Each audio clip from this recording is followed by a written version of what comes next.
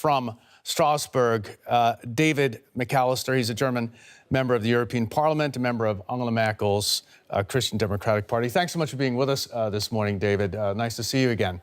Could you tell me, a year ago, many were writing off the EU in light of Brexit and the migration crisis as a failing project, but that does not look like it's the case right now, as Jean-Claude Juncker appears to, want to address that in his speech later today.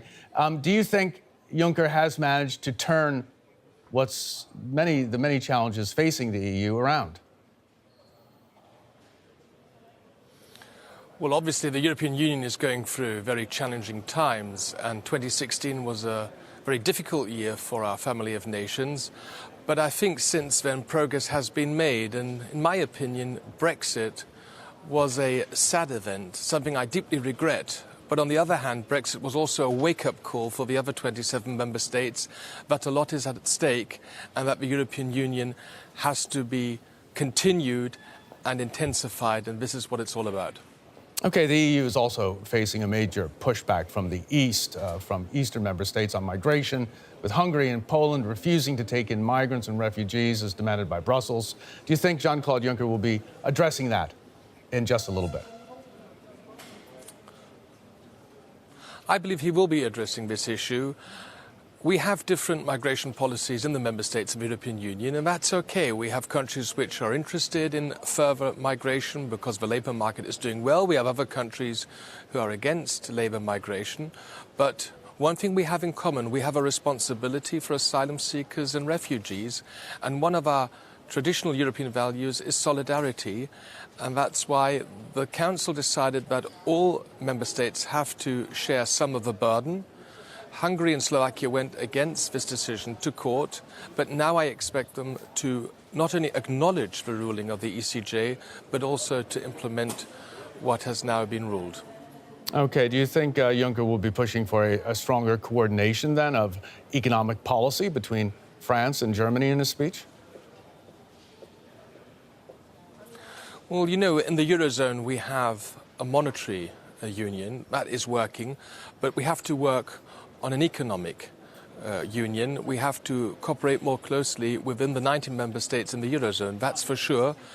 A lot of suggestions have already been made, but I think there is an expectation that after the German elections and once there is a new federal government in Berlin, that France and Germany will make some concrete proposals how we can further cooperate within the Eurozone. And we have to do this to keep our joint currency, the euro, stable in the long run.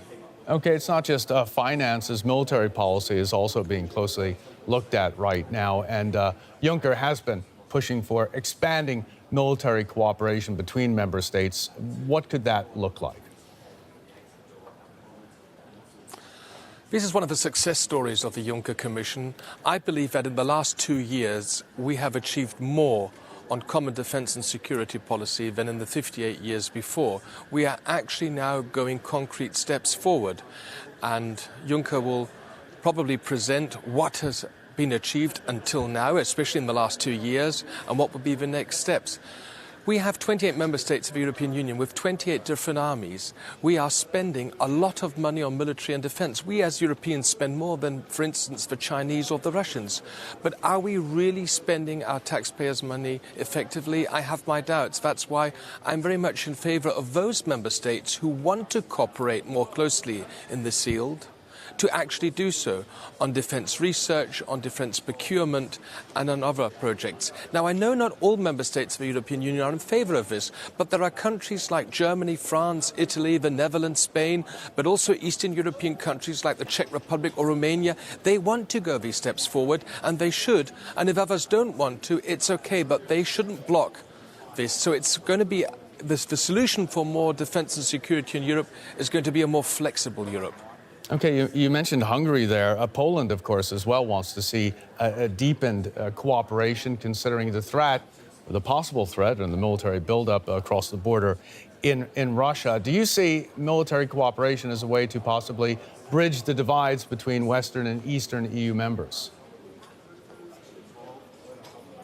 Well, Poland is one of the countries who are rather critical of further cooperation within the EU framework on defence and security. And my answer to the Poles is always, this is not about competition to NATO. This is nothing against NATO. What we want to do is to strengthen the European pillar within the framework of NATO. And I think this is the bridge that all sides could go. And yes, we Europeans are showing solidarity with our Eastern European partners and friends. If you look at the troops which have now been stationed in Poland and in the Baltic countries, you have British there, you have Germans there, the French will be coming. So we are now showing this is what Europe is all about. It's about showing concrete solidarity. But you do this in good times and in bad times, and that's why we hope that the value of solidarity will have a more importance for our Eastern European partners.